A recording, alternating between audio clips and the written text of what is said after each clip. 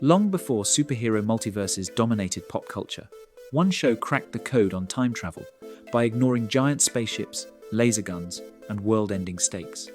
Instead, it gave us a brilliant scientist, a cigar-chomping hologram, and a machine that threw them into someone else's life every single week. That show was Quantum Leap.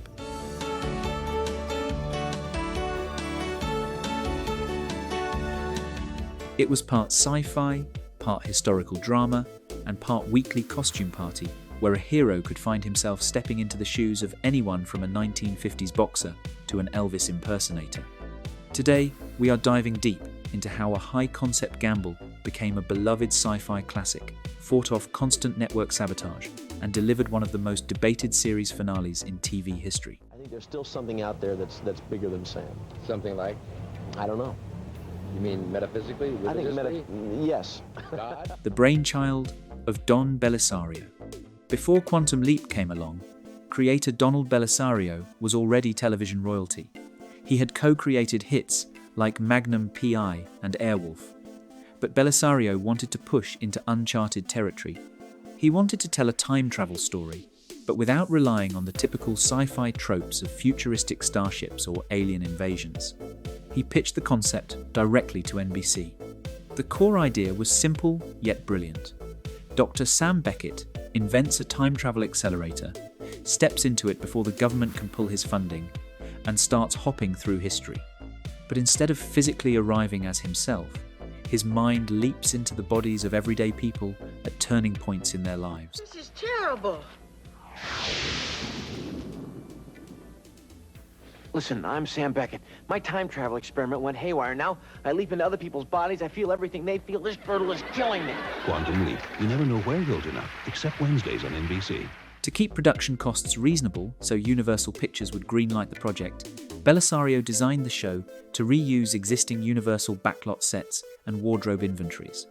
If Universal had a 1950s diner or a 1960s suburban neighborhood sitting unused, Sam Beckett was heading there. To keep Sam grounded, Bellisario gave him a guide, Admiral Al Calavicci, played by Dean Stockwell. Al appeared as a colourful hologram that only Sam, young children, animals, and people with high fevers could interact with.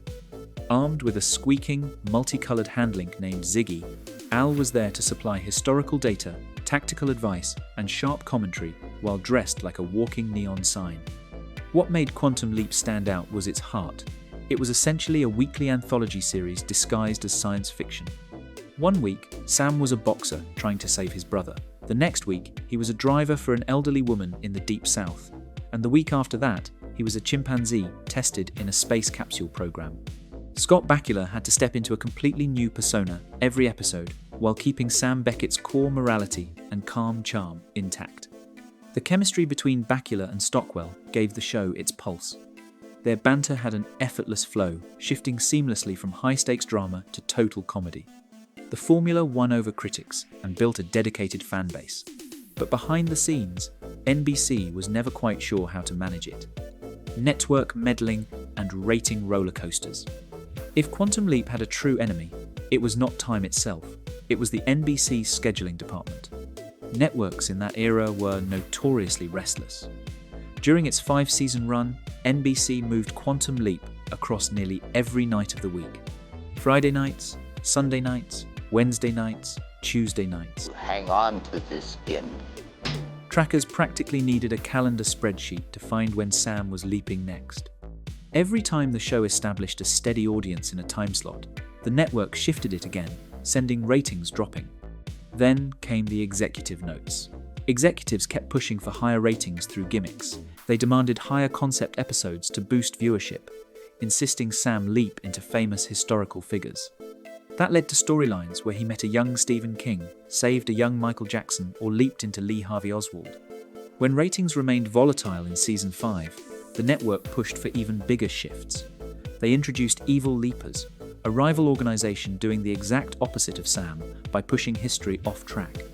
While the concept had clever beats, it showed the network was losing faith in the show's grounded, character-driven roots. If you could travel back in time, when would you go back to? Still leaping about through time, from one life to the next. The cancellation and the infamous typo. By 1993, NBC decided Season 5 would mark the end. Because the final episode was shot before the official cancellation decision, Donald Bellisario had to quickly edit the season finale, titled Mirror Image, to work as a series finale. In the finale, Sam ends up in a mysterious bar at the exact time and date of his birth, talking with a bartender who seems to represent a higher power. Sam learns that he has always been controlling his own leaps through his drive to help people. Instead of choosing to return home to his wife, Sam decides to keep leaping to help others, starting by visiting Al's first wife to tell her Al is alive in a prisoner of war camp, preserving their marriage in the updated timeline. It was a dramatic, selfless wrap-up. But right before the credits rolled, NBC added a freeze frame with text to summarize the aftermath. And they managed to fumble the execution at the finish line. The final text screen read, "Dr. Sam Beckett never returned home." Not only was it a bittersweet ending for a character who sacrificed his life to help others, but the network also misspelled the main character's name, leaving Beckett with only one T. Fans were stunned, and that single title card remained a major point of discussion in sci-fi history for decades. Despite the constant shifting from the network, Quantum Leap stands as a high point of late 80s and early 90s television. It proved sci-fi did not need massive budgets or alien creature suits to deliver compelling television. It relied on strong writing, great performances, and genuine empathy. By the way, you probably already know that NBC revived the franchise with a new Quantum Leap series a few years ago. While it brought back the underlying project and introduced a new leaper, it never quite caught the charm of the original run and was cancelled after 2 seasons. Nothing quite replaces the original team of Sam Beckett and Al Calavicci stepping into the light to put right what once went wrong. What is your favourite Quantum Leap episode? Did you like how the original series wrapped up? Let me know in the comments below. Hit that like button, subscribe, and we will see you in the next video.